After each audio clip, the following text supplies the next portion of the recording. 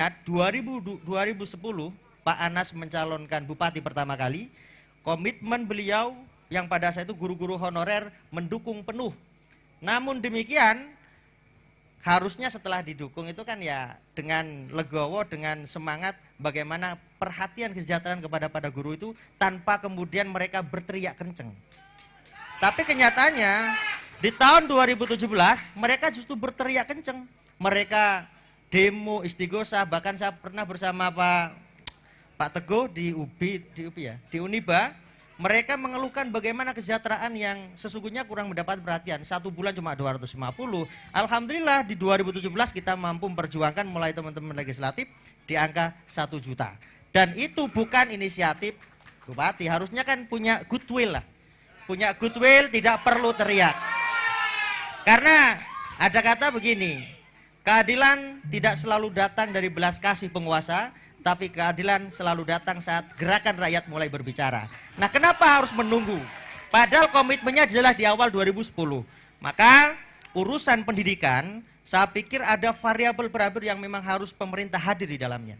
Apa itu contohnya? Mulai dari urusan tenaga pendidiknya, mulai dari anak didiknya, mulai dari fasilitas layanan pendidikan. Jangan sampai ada standar layanan minimal tidak terpenuhi di lingkungan pendidikan, baik itu lingkungan yang berada di bawah naungan Diknas maupun di bawah naungan Kemenak. Saya memang miris ketika kemudian teman-teman yang di bawah naungan Kemenak, ketika kemudian saya menyampaikan yang pada saat itu Kepala Diknasnya Pak Sule, tolong teman-teman yang di naungan pendidikan madrasah ini betul-betul diperhatikan. Jawabnya ya karena memang cantolan hukumnya tidak ada. Karena yang namanya madrasah itu sudah ada kelembagaan vertikal sampai ke provinsi dan Kemenak. Beda dengan Diknas. Tapi masih ada celah dan banyak bisa kita lakukan dengan standar belanja tidak langsung melalui bantuan keuangan. Itu sangat bisa. Maka kenapa kemudian pemerintah tidak hadir untuk memberikan kesejahteraan kepada para guru-guru formal, guru-guru madrasah yang harusnya tidak ada dikotomi.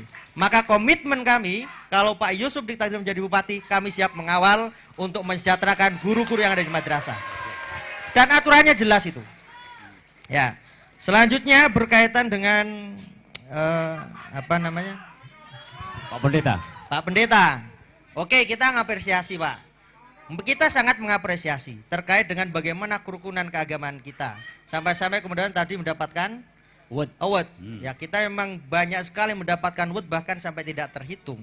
Namun demikian, award itu tentu adalah sebagai branding yang kadang antara bungkus dengan isi tidak sama. Buktinya apa? Sampai bisa cek. Kelompok umat Hindu yang kemarin mengajukan bantuan, tapi ya masih saja tidak ada perhatian secara khusus. Termasuk agama-agama yang lain mungkin. Karena setidaknya kalau kemudian ini sudah dibangun kerukunan keagama dan itu atas dasar agama, maka harusnya tidak perlu disuarakan, tidak perlu mengajukan proposal, tapi langsung disiapkan anggaran, tinggal nanti diakses dengan proposal. Saya pikir demikian. Karena memang ya urusan-urusan yang menjadi prioritas utama pendidikan, kesehatan, ini memang harus penting. Karena urusan kesehatan, kita ini masih dalam kondisi recovery Pak, recovery ekonomi, recovery sosial.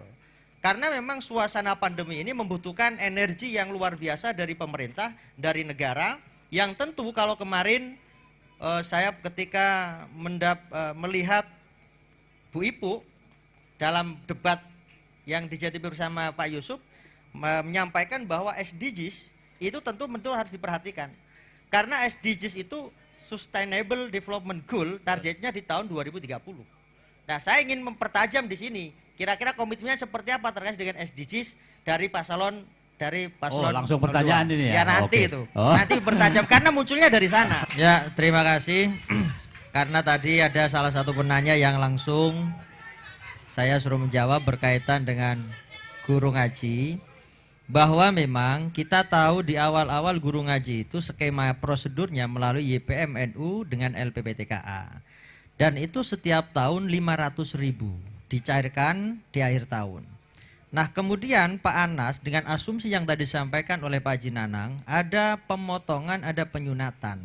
Tentu ini mengindikasikan dan menunjukkan bahwa calon 02 itu tidak percaya terhadap lembaga YPMNU dan juga LPPTKA yang dianggap sunnah.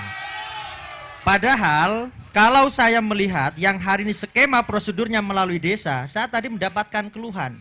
Dari 50 yang diusulkan ternyata cuma 20 yang terrealisir. 20 dan rata-rata mereka guru-guru ngaji yang memang dari awal dan termasuk guru saya ngaji sampai saat ini belum dapat yang sebelumnya lewat YPNU dapat. Ini tentu ada diskriminasi. Kalau kemudian dianggap melalui desa skemanya lebih bertanggung jawab, kemudian lebih bisa dipertanggungjawabkan, ternyata kenyataannya hari ini tidak sebagaimana yang dibayangkan. Maka komitmen kita, kalau Pak Yusuf dan Gus Reja ditakdirkan memimpin Banyuwangi, maka komitmen kita akan 2 kali lipat daripada tahun yang sekarang. Kita sudah komitmen itu. Total anggaran yang hari ini 500.000 per tahun itu hanya 7 sekian miliar. 7 sekian miliar itu kalau saya bandingkan di ujung jari kelingking, Pak, dibandingkan dengan 3,3 triliun APBD Kabupaten Banyuwangi. Maka skema yang nanti kalau kemudian Pak Yusuf dan Gus ditakdirkan jadi, kita akan tambah 2 kali lipat dalam 1 tahun 1,2 juta rupiah. Jadi intinya berkaitan dengan tadi tidak cair, tadi sudah cair. Cuman skema prosedurnya berubah. Maka ini lagi-lagi kalau menginginkan skema prosedurnya di desa, ya tentu masih ada hal-hal yang perlu dibenahi. Karena kalau kemudian begitu kan menganggap bahwa YPNU tidak maksimal, YPN dan LPPTK tidak maksimal dalam memainkan perannya kemarin. Saya pikir itu, terima kasih.